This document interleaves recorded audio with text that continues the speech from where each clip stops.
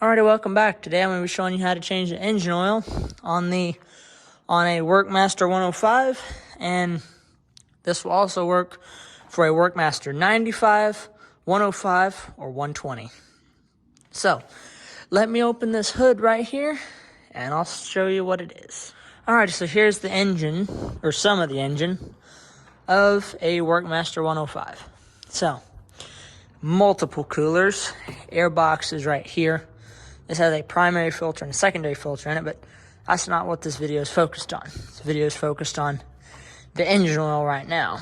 So you have to take this side panel off, and this is on the right side of the tractor if you're looking directly at it. If you're looking at it from the seat, this will be on your left side. So you take this little thing out right here. It just holds that plate in. I'm gonna stick that in my pocket for now, and we'll pull, so I don't know if you can see, but there's a tab right there that this sits in. We will pull up and over to get it out of the tab, and then pull straight back. And that's pretty heavy plastic. So, I say that's plastic, I believe it is. Yeah, that's plastic. So, this is how we change engine oil on the Workmaster 105. So, on this tractor there is 2 drain plugs because the drive shaft goes basically beneath the oil pan, and the oil pan is drooped on either side to allow maximum clearance for the drive shaft. So, on the bottom it is an H12 Allen socket to get the drain plugs loose. And yes, you do have to remove both the left side and the right side of it. So the right side is pretty easy. Let me see if I can get in there and show you. The right side is pretty easy to get to, and this will be a good demonstration.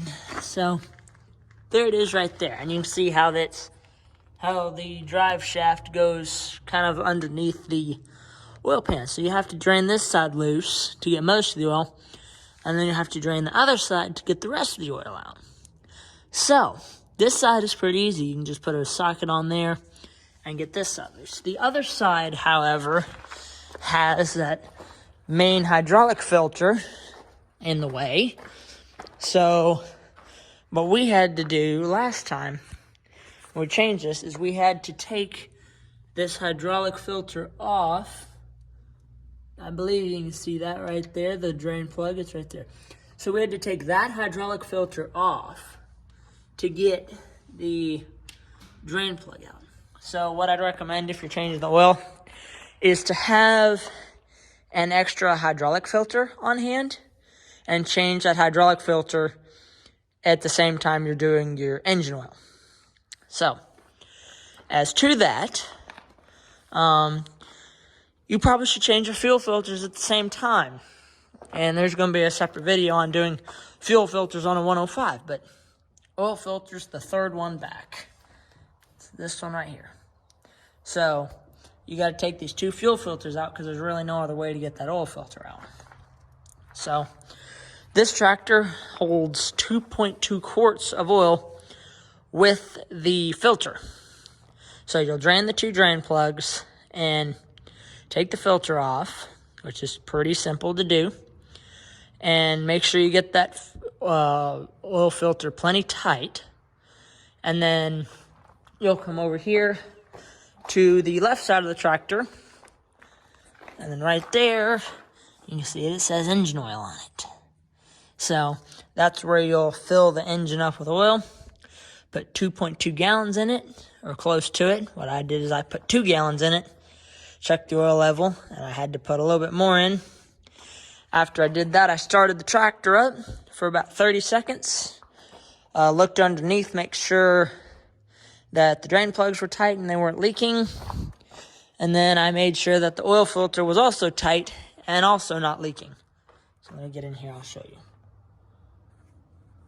There might be a good view of that oil filter. Yeah. So just make sure it's not leaking. And then after about 30 seconds, shut the engine off. Let all the oil trickle back down to the bottom of the engine, and then check it again and top off if necessary. So that's how you change the engine oil on a Workmaster 95, a 105, or a 120. This particular example is a Workmaster 105. Thanks for watching.